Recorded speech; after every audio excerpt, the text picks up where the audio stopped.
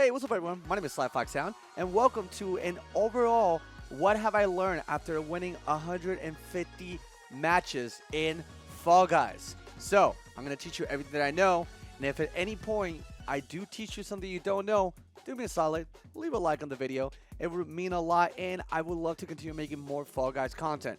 But let's not wait anymore. Let's get right into the things that I have learned so far. A little bit of hidden tech that they just don't tell you right away.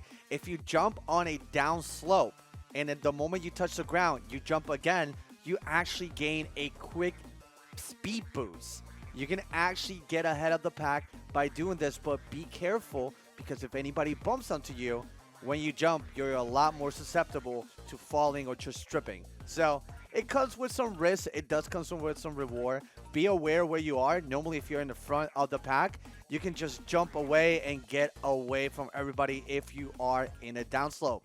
Use those downward slopes to your benefit. Get that speed, get ahead, get that crown.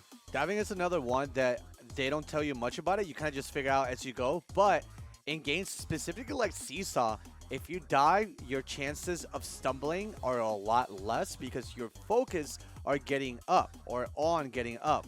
So diving on Seesaw could pretty much save you for a lot of different times. Also, if you're diving from a high place, when you normally jump from a high place and just hit the floor, you kind of just fumble.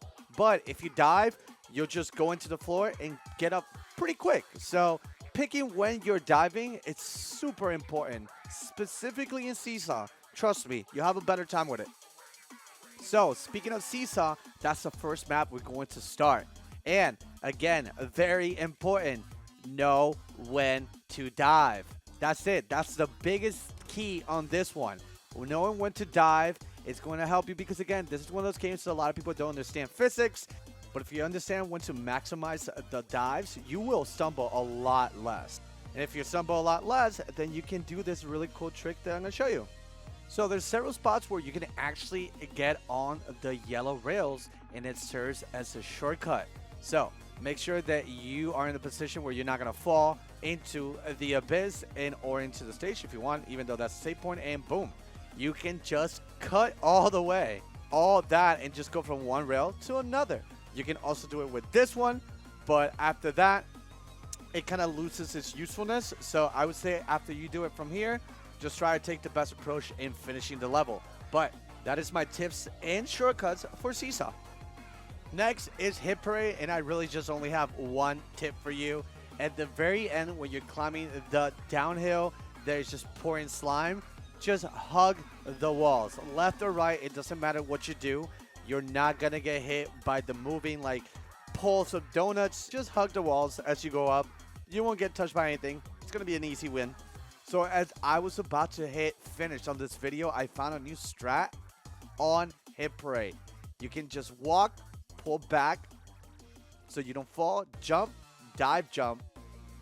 And if you're ahead enough, you can avoid dealing with everybody and everything by going on the side. By the way, be careful. Again, this only will get you a little bit of time, but this strat is awesome. So if you're really ahead, you can save some time. Next is DoorDash, and I did not know that these doors actually had a tell. They might get patched or not, but the last 3 rows of doors, you can definitely tell which door is fake. Again, this only works on the last 3 rows. So when you see yourself with 5 doors in front of you, that's where you know this works. The thing you want to look for is how close the bottom teeth of the doors are to the actual doors. Let me show you something real quick. As you get closer to the door, you'll be able to see that some teeth almost are overlapping the door, kind of like a bulldog. So in this case, the middle one and the one farthest to the right are the correct doors that you can go through. You'll be able to do this with the next 2 lines of doors. Another quick tell is at the very end, you can see all the 3 last doors, and usually the smaller one is the real one that you can go through. And we can validate that because if you notice before we go to the back of the door, this is the front, and guess which door is the one that is smallest? The one that has the door closest to the teeth. which is in this video, the middle one. So let's see if you can figure out which door is fake in the future. Best of luck, and in the first few doors, just follow everybody else. Next is Gate Crash. This one is just timing, and at the end, you can do that trick that I told you about jumping on slopes, and you can gain momentum on that slime part that we're looking at right now. You can actually gain speed. But yeah, the only hidden meta is that there's 2 areas in this map that it becomes the slope, and you just gotta try to do that double jump to get that extra speed boost.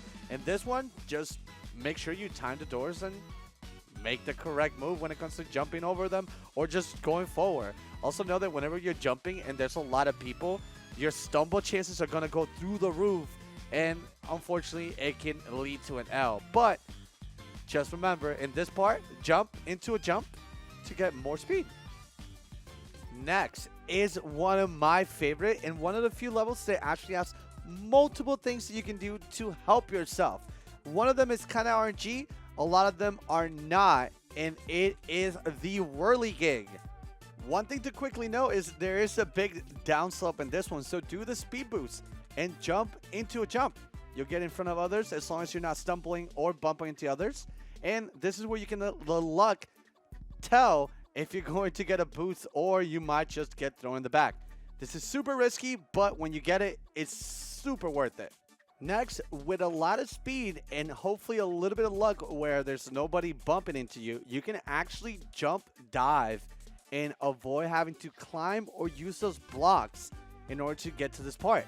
Again, this only helps if you're not surrounded by others, because if you are, there's a high chance you're just going to stumble or just bump into others, so use this trick with care. Last few tricks are for the very end, where it divides into 3, where there's a giant fan and a ramp, and then on the sides there's just whirlies going all around. If you line up with the purple line and dive right before it becomes into a flat surface from a slope into a flat, you are going to be on your belly, and the chances of getting hit by the fan are so little. There's every now and then chances that you will jump too late or too early and you'll get up and get hit. But if you do it just right and with enough practice, you'll be always able to go through the middle. But if you don't want to do it this way and avoid the chances of the fan completely, you can also try this. You can go from either left or right and just make sure you jump over this rotating stick, but you can actually make it to the middle without having to do the middle route. Works for both left and right. Just be careful if you're on the right, because normally there's bodies going to it. And last but not least, if you feel comfortable enough and you know your angles, you can let the stick put you to the very end, like so. And with that, I think this is a good spot for you to try all those things that I just taught you and see if they actually work for you. Regardless, thank you so much for your time, and I'll see you guys in the next episode where I teach you more things about what works or not in Fall Guys. Take care, everyone.